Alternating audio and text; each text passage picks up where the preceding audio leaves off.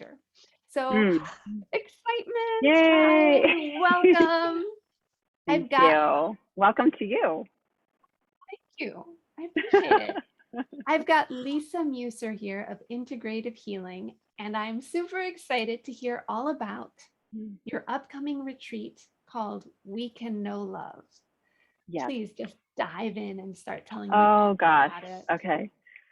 Well, we can know love, but what I want to say about that word love, people are like, ooh, what? It's kind of like love gets in there with that word, that G word, like God, like what? So I just have to, I just wanted to like let my belly go for a minute. I could feel even with that naming of what culture has done to God and love, my belly wanted to sink in and tighten. Okay, so yeah, our culture is a culture of separation and scarcity. Probably say more about that later. And so the words love and God have also been co-opted under that thought technology or under that dominant oppressive narrative. So when I say love, I don't mean, or that word love could be exchanged with a big version, a loving version of God or awareness or unity or all, Tao, oneness.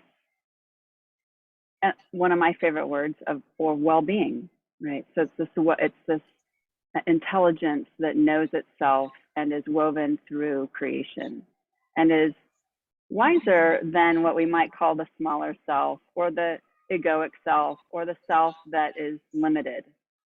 Right? So when I say we can know love, I say we can know in our nervous systems and in our beings this intelligence that is for us, that is for our goodness, for our that honors and values our expression, our co-creationness, our aliveness. I could go on, but yes, we can know love. What comes up for me when you bring all those terms up is connection, right? So I titled this, and hopefully I'll be able to get it in the comments, but I titled this, Are You Ready to Connect with Yourself? Right? So that's oh my where gosh, it can right. start. Yeah. I can feel it in my body, like, am I ready to connect with myself, right? And there's a lot happening in my somatic body right now. And then there's a lot happening in the world in front of me that you can see behind me, right? So there's a lot of connection that's happening simultaneously, and we're in co-creation, right? So I'm not separate from what I'm seeing or what you're seeing behind me. I couldn't be, if I was separate from it, I wouldn't be able to see it, right? So there's part of me that's joining with just through the act of seeing or touching or feeling or smelling or sensing.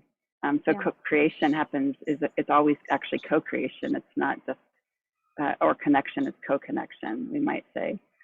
So connection is built into us, but it's also like kind of trained out of us in a way, you know. And I know that you, like, I love talking to you so much because we just dance in the same realm. So connection is built into us, but as human beings on this planet, connection has often been experienced as something really scary and dangerous. So we have learned over time to connect with less of ourselves in a way. And I do this movement because as a survivor, the way I survived was through freezing and freezing in place, as if the thought technology would be, if you can just freeze in space and invisible yourself, then you'll be safe, right? So disconnect from the totality of you and disconnect from here, because you've got to resource inward in such a way as to adapt to the shitty maybe predicament that we're in those times. And then our body just learns to stay frozen, and our psyche doesn't know any different. It doesn't know there's something else available as we move into different, safer contexts. Right. And so a lot of the work that you do and that I do is guiding people into discovering connections that are already here, but we just have, our neuroplasticity is not known how to include them experientially, right? And this is experiential, not conceptual. Right. And as I'm listening to you, it's really interesting because we've had these discussions about being disconnected, what you're feeling. And my work is all about connecting you back to your feeling self by literally using the moving body. But it hadn't occurred to me till I was listening to you that, you know, I know some survivors who don't freeze. They are instead constantly in fight mode. And that is another type of disconnection. Absolutely. Fight mode or fawn mode, right? Fawning is an essential part of my programming, right? Just to adapt in a certain way and to fawn over. But yeah, fight is another one. And you might think that you're feeling, because you are feeling a lot when you're in fight mode, but you're overriding a lot of what's going on underneath that. Yeah, absolutely. And just to say too, for compassion's sake, like, and you know this, but just for everyone to hear, like, we do these things out of a wisdom of that moment, right? So that's actually has wisdom. It's not like a deficiency or a defectiveness, or it's not us being stupid or fucked up, or, you know, it's us actually the wisdom of our system in that moment, like helping us to survive through really, really hard times. And then we just accidentally keep co-opting those strategies, even when we because we don't know that we've done that, and we don't know we don't need to. Right? Or like the wattle after knee surgery, a lot of people have a hard time losing the wattle, but the wattle was really important prior to the knee surgery to protect the knee, right? Wow. Yeah, absolutely. Yeah, these protective measurements are sometimes people will hate them, but it's like, oh, those have been so amazing for us, right? And then it's like, and right now, do we need them? And there's only one way to find out, because we can't do it conceptually, which is what we want to do. What we have to do is like drop in, and I'm just doing that right now. It's like, okay, what do I need to protect in this moment? And maybe I get a yes, I do in X way, or maybe I get a no, I don't in X way, right? But when we're in one-on-one sessions, you and I do that. We just really uniquely in the moment with each person take our time to connect to those really real lived experiential somatic questions, and then see what goes next. And is that the kind of thing you'll be doing on your retreat? So in the retreat, you know, hopefully, I mean, whatever is supposed to happen will happen, obviously, but I would love it. Would love it to happen in person, right? Because there is something beautiful about in-person connection. A lot of my sessions, as you know, are actually on Zoom, and it's amazing that we have this technology, and it's amazing that energy doesn't know borders, and it's amazing that like love or intelligence doesn't know borders either. So this work is extremely profound. All my trainings have been on Zoom. All my every training I've ever done has been on Zoom, and a lot of my one-on-one sessions are on Zoom. And I'm really looking forward to like bodies, you know, and bodies together in proximity that are learning how to be with each other in a way that informs our nervous systems in a way that will change our inner paradigm, change our perceived reality, we might even say. Our felt sense of ourselves. Yeah.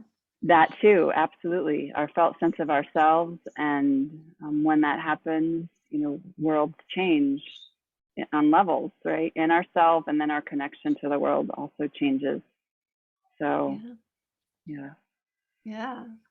That sounds so wonderful. And I know you had planned on doing this before COVID hit.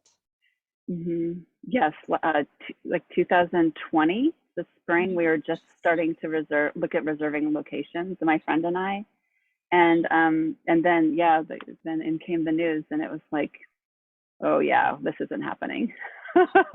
This is not happening. So. But now there's the hope, because you have a space reserved. Have a space reserved. It has the space for social distancing. And Amsterdam is really amazing. They have an extremely high vaccination rate. And so right now they're doing really well. I mean, I'm not saying there's a correlation, but I don't know. Anyway, let's just say that those two factors are both true.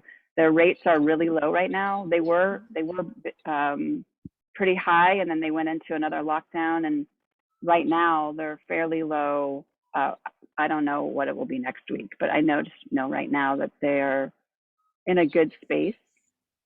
I was thinking about that last night, like, wow, I'll actually have like my reality there would be so much different than it is here, right? Where there's a lot of different things going on in the United States where I am, where we are, in Bloomington, Indiana. So yeah, Amsterdam. So I'm curious, is this a retreat for survivors, or is it for anyone? I love that question. There's lots of layers to that one. I will say anyone in this culture is a survivor on some level, because we do live in a culture that that has constructed a reality of scarcity, of oppression, of domination, of top down, of disconnection, separation. All those things are hard. Yeah. All of those things are really hard. And so we've had hundreds and hundreds and hundreds and hundreds of years of that thought technology or dominant oppressive narrative that we are the survivors of. And some of us are thriving amidst it because we're learning how to use our innate wisdom to thrive amidst. So yes, getting back to your question, my neurodivergent mind just wants to go, but let me come back to your question. So yeah, we're all survivors, and no, it's not meant just for like abuse survivors. It's some people will not have had, we'll all have had different experiences in our own way of what it means to be in this culture and our context. Yeah. That's interesting that you say that, because I talk a lot with the kids, and some of these same threads come up in our conversation. And it was astounding to me. So this is like 3 levels here. So on one level, as a minority, I have experienced very kind, well-intentioned people acting out the dominant cultural narrative and feeling extraordinarily hurt.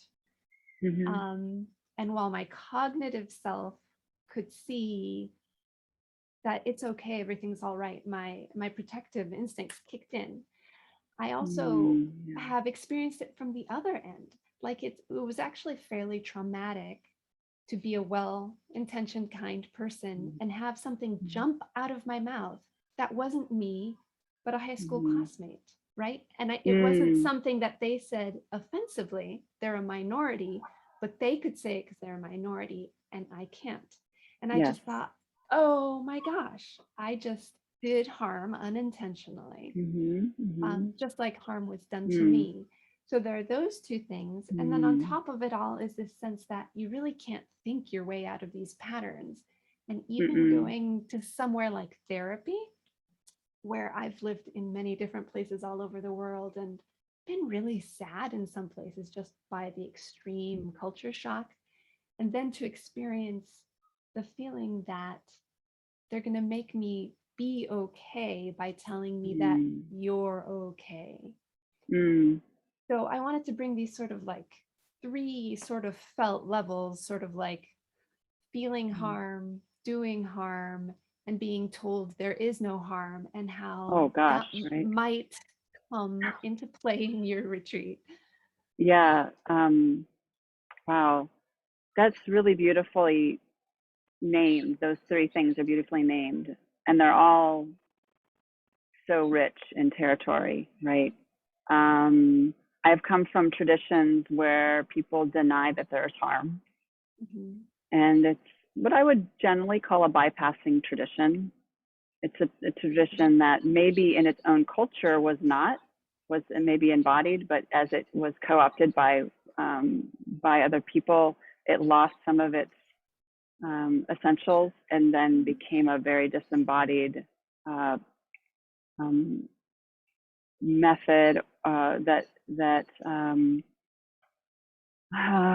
perpetuated disconnection and disembodiment, and it can have a real appeal to people because it's not easy we don't know how easy it is. Let me rephrase that. We don't know how easy it is to actually be in our bodies, because nobody in our culture talks about that.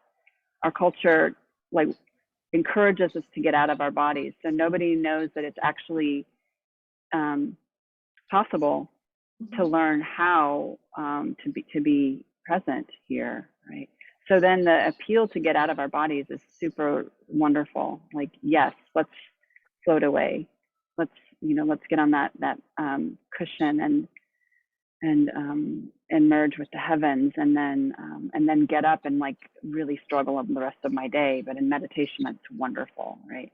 So and there will be this really interesting like denial of the struggle and denial of harm, and it's like, just meditate more or you're not doing it right in this protocol or whatnot. So there's like so much we could say about that. I've been through that. I've lived that protocol, so I have personal experience with that, and a lot of my clients are recovering from that, what I would call violent thought technology, and then and learning how to be here in a way that's sustainable and honors our human experience on this planet. Yeah. And then so then they're already into the territory of experiencing harm, right? Because it's like it's so many different places, and then the what was the first one? The doing harm, right? And I think that's it's honestly like one of the things that really draws me to this work, as is we are automatically going to do harm, in a way, because of the culture that we're in. It supports us doing harm. Yeah. So we learn that all those ways are normal, and those ways get people killed. Yeah, that's really interesting, because that plays out at a body level too, right? Like I reference it from my work, and we're taught to do things that literally hurt our bodies. They're normal, they're everyday, and right, just even things like shoulders back and down, stand up straight, suck your belly in, like those all have a place. Oh, yeah. But they are not things that we should be doing all the time. In fact, they hurt us if we're doing them all the time. Yeah. And I'm bringing them up because I see that Jessie, the dietitian, has joined us here. Hi, Jessie. Yay. And, Jessie recommends some of these mindful movements, some of these somatic practices that you engage in. And I kind of wonder if you could, as you're talking, kind of tie this into sort of people's gut perceptions and gut health, and sort of, you talked about a tightening in your belly. Right. And the felt sensations of, thinking about connecting to love, thinking about harm. Yeah. So again, there's like so much rich territory in that, but let me just say, the vagus nerve runs from our cranial down to through our gut, right? So this nerve connects us. It can connect us to fear, and or it can connect us to well-being, right? It's a nerve that is adaptive. And so we can, when we're in fear, that nerve, our gut will tell us, for example, trigger warning, to shoot a person of color. A police officer can be responding from a gut impulse and shoot a person of color because their gut is telling them to do that, because there is a fear body happening that's informing them that this person that our culture has brainwashed us to believe is dangerous is indeed dangerous, even though there's no proof. They're sitting in a park, and yet there's a perception of danger, right? And you'll hear those police reports and those people saying, I was in danger. So their vagus nerve is being informed by fear, and it's a gut response. That's why we can't, when we hear this language, it's a really interesting language, trust your gut.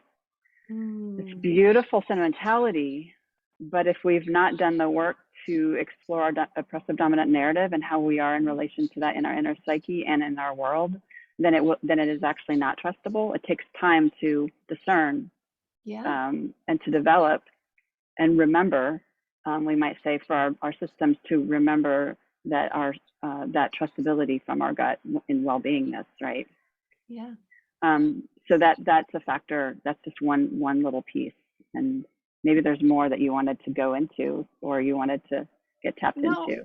I want to digest that for just a second, because I'm just thinking of how that relates back to just how much we learn by association, right? So whatever is going on around us, we learn by association. If you've ever had, like peanut butter and you're thinking, I need chocolate. I mean, Reese's did a great job, right? Well, don't we always need chocolate? I mean, come on. Oh, wait, chocolate. There you go. Okay.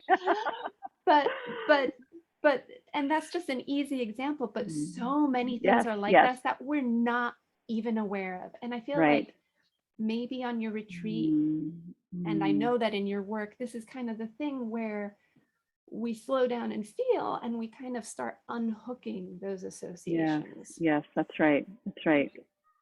Yeah, we unhook the associations, and because we're in co-creation, the inner and the outer are always in co-creation. When we unhook that, when we become, there's just so many ways to say it, when we become available to well-being in here, then that translates into, and let me further that, when we tap into a reality or a thought technology or a paradigm or a set of lenses, there's many ways to say this, that is rooted in wellness. And we start to know that when we know love, when we know this other reality that our culture does not want us to actually know or has never taught us, but but it's innate in us at the same time, when that is reawoken or remembered, then how we are in the world will be different, right? And it's like a dance back and forth that feeds, like well-being feeds itself. Yeah. Right. So when we taste that in our nervous system, like I had a client yesterday, and the words are always different from person to person, but we discovered that, in herself. And then the homework will be to keep playing with that discovery and how it's here in moments, right? Right. So that will be, that's a part of the retreat that we'll be remembering through ways that I have, that I just work with people to kind of facilitate that, or to help that remembering happen or reclaiming happen. Yeah, that's really I've completely forgotten your original question, but I think it doesn't matter. We're having fun. We're having fun because, one of the things that I saw a Mary Oliver quote yesterday, and I think it connects both our, work. And it says, pay attention, get excited, and share about it, essentially.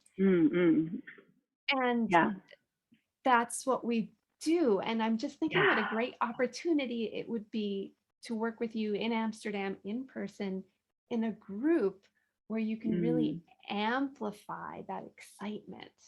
Yeah. Amplify the excitement, amplify the humanness. Like, these are human experiences, and they're really normal and valid, and as they should be. And if we can learn that together, like, oh, this is the wave of our experiences, our physiology, our thoughts, our images. This is a human experience, and we hear other people talking about that, and no one's like getting yelled at for having a human experience. No one's getting made fun of or shamed or telling them that they're doing it wrong. Like, and we keep opening to the human experience. There's something that's deeply conveyed through our nervous systems, through our psyches, in the witnessing and the reception of that inclusion. Inclusion is a big word that's been coming a lot lately for me. So we include more of ourselves, and then we discover, like, oh, it's actually safe. Not only is it safe, but it's like it becomes the only way to know well. It becomes the wellness, the well-being becomes known that way. And so then it's like, oh yeah, I want to include more, because when I don't, my system, as you know, it separates, it contracts. It, not that there's anything wrong with that, right? We're going to have contraction, we're going to have separation, but do we want to live? Right. Do we want to live with my head separate from my pelvis? No. but I do a lot, right? You know, my head, I told you that story the other day, like my head just wanted to move as if it's this independent creature. Right. Like, oh, but it's actually connected to my pelvic floor and the spine in between. So like that's a really more pleasurable way to live in my body, this inclusion, right? Yeah. Inclusion is actually powerful and pleasurable, and people are allowed to live in the world when they're included instead of being harmed because of our exclusive culture that we have, right? And the beautiful thing is that if you go to a retreat like this and you say taste for the first time this felt sense of inclusiveness, of safety, it's not that you have to keep it, it's not that you have to memorize it, it's not that you have to get it right. It's that now you know what it's like.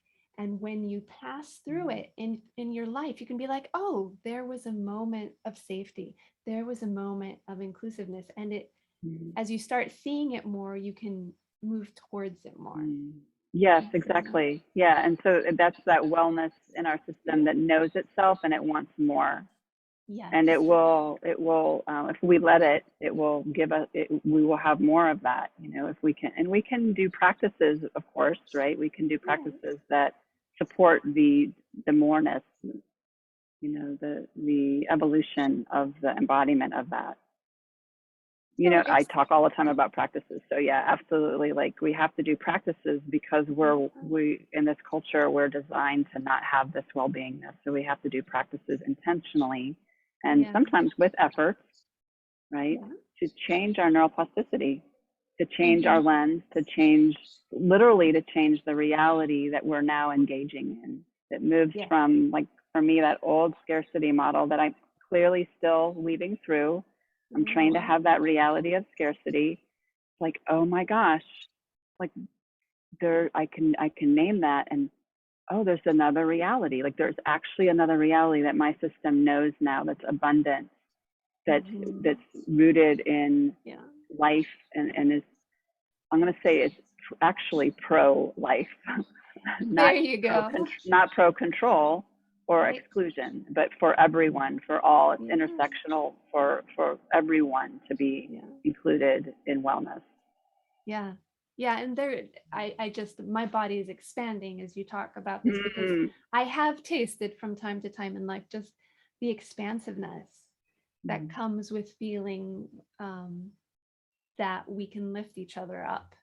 Just this very felt sense of together and lifting each other up creates, just like I can feel it right now, just incredible feelings. And these feelings go about with changes in the brain, changes in our chemical nature. Things are happening in our body. We're not just imagining feelings, we're feeling things because things are happening. Things are happening.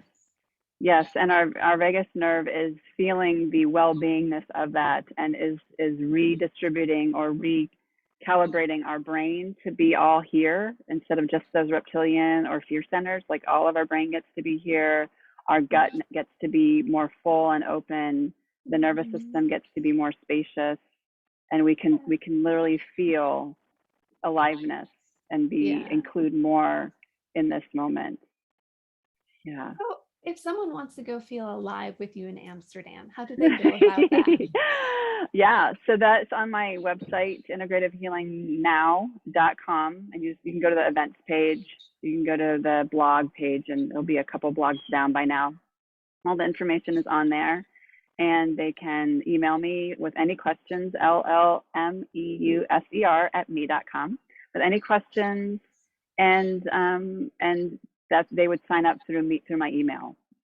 And also, if people are interested in that retreat but don't know if they can make it over, they can get on a Zoom list, just in case I don't make it over for whatever reason. Yeah, so we will have that then on Zoom.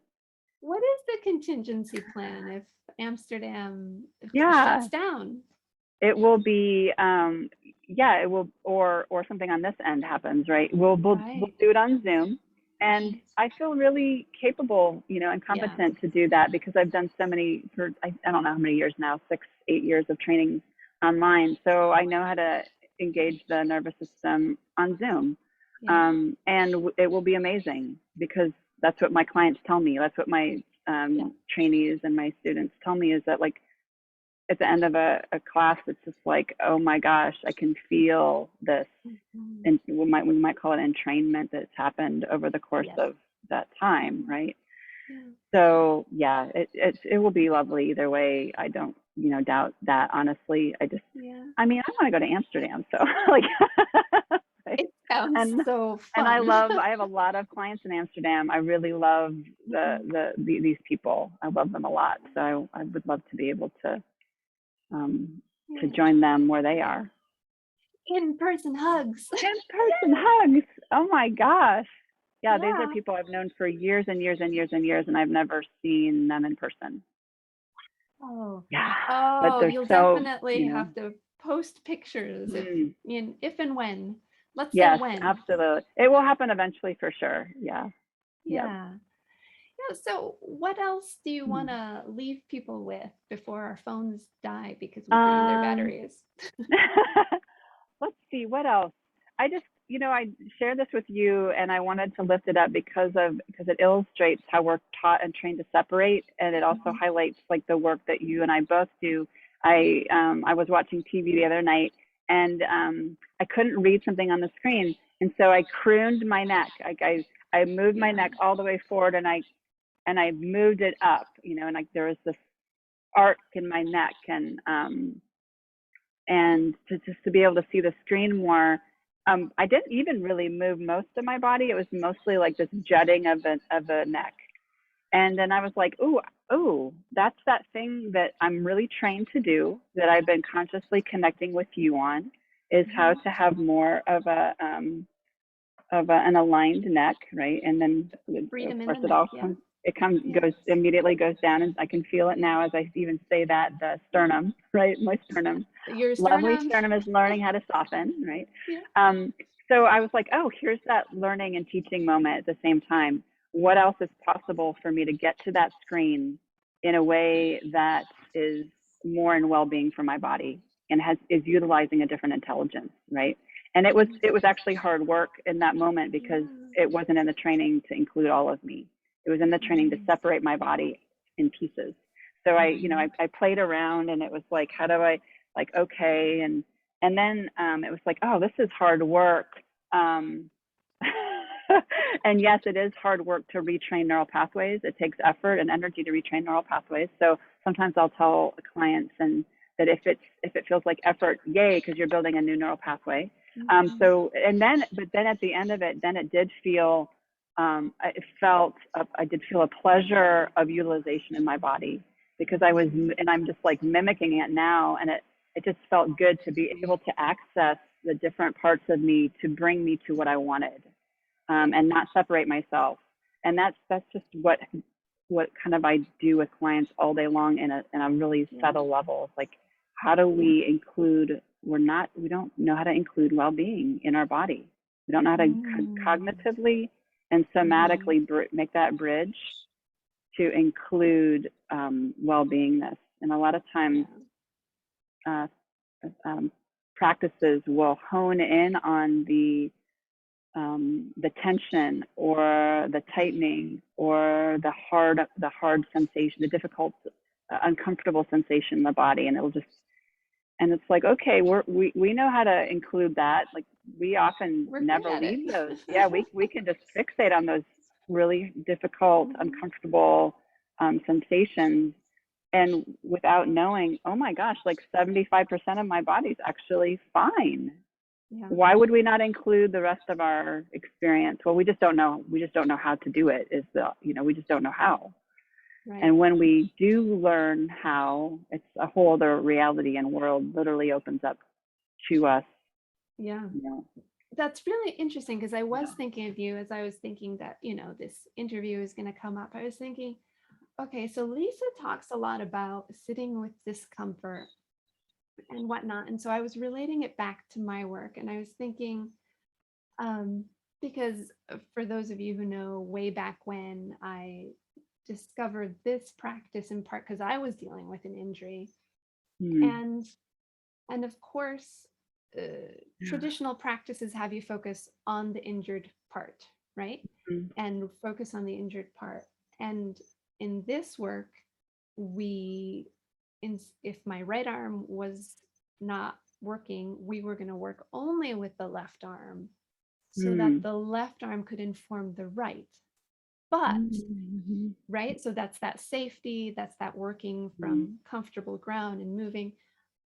But I think one thing that's not clear to people is that, and that you make really clear well, is that we don't ignore the uncomfortable parts of ourselves.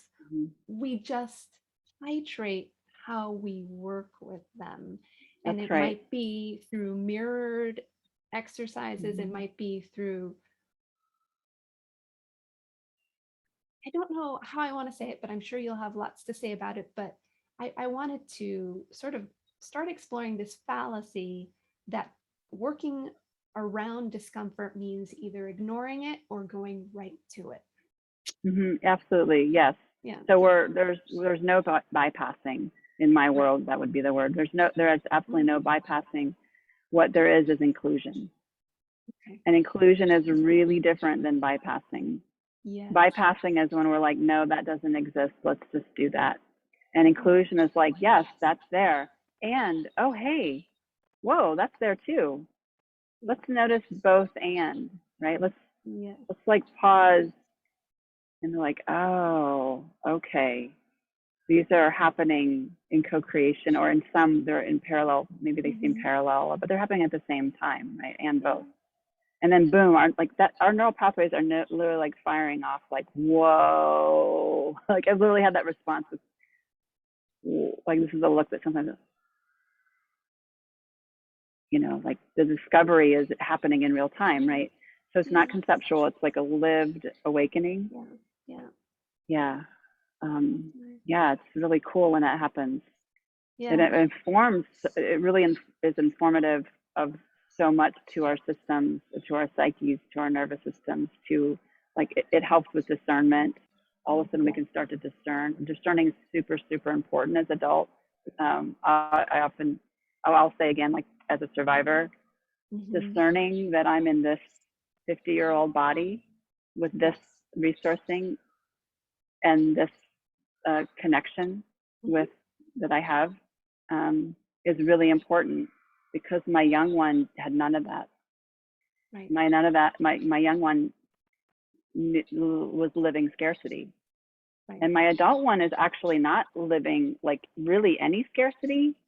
But if I don't cognitively check it out, I'll be hijacked sometimes by that young one's reality.